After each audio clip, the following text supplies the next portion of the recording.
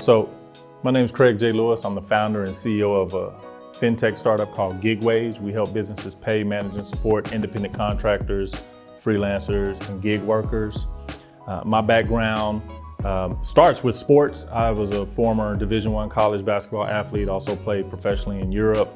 But when I transitioned into my professional non-sports career, I landed at ADP in the payroll industry, and I've been obsessed with all things around democratizing how people get paid. And so I spent a bit of my early career really just learning everything about payroll payments and technology. And then around 2015, I really got bit by the startup bug and wanted to start my own company.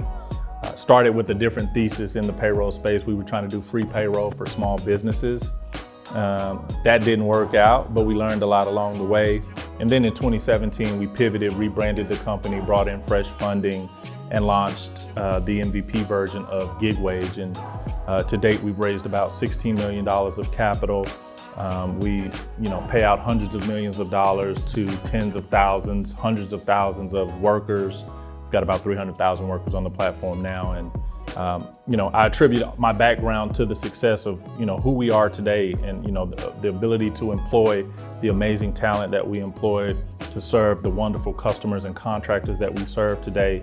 I've learned a lot over the last 10 years on honing my entrepreneurial skills, my leadership skills, to be able to get us to this spot. But I couldn't do it without my team, without my family, and the support that I get from all of those that believe in the vision that I have for Gigwage. And so my background is cool, but I really appreciate the people that I have surrounded around me today.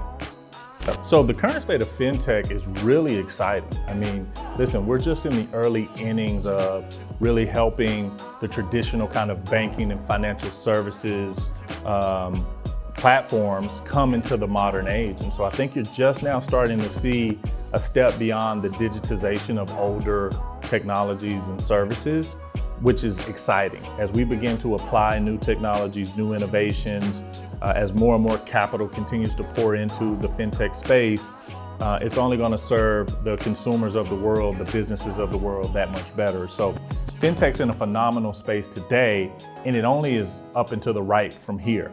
I think, as an adjacent kind of to fintech is crypto.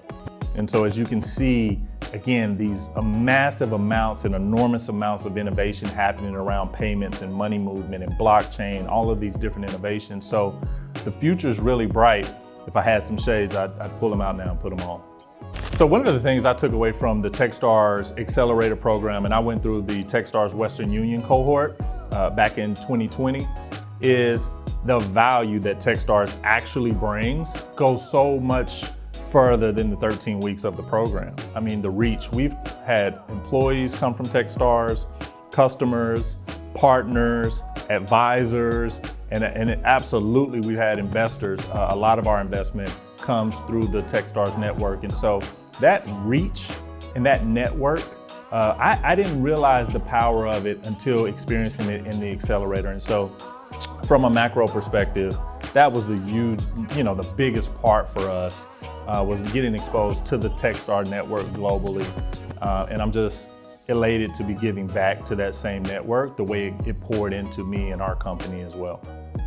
Oh, best fundraising tips. I've got a few of those. The first one is don't raise money until you really, really need it. Get as far as you can in the process, if your business allows for this, to get as much traction, much learning, as much understanding, not only about your product market fit, but also just about the type of company you're building, how you operationalize internally, what are your philosophies around capital deployment, talent acquisition. Get as much of that done as possible before you raise your first bit of capital.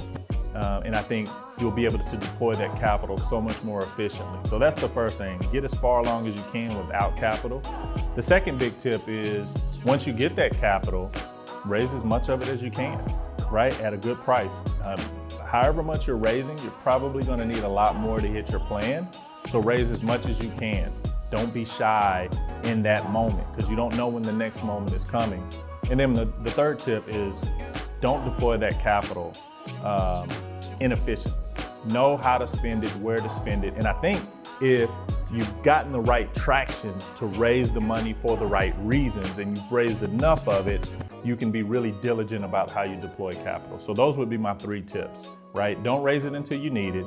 Raise as much of it as you can when you do raise it, and then deploy that capital as efficiently as possible.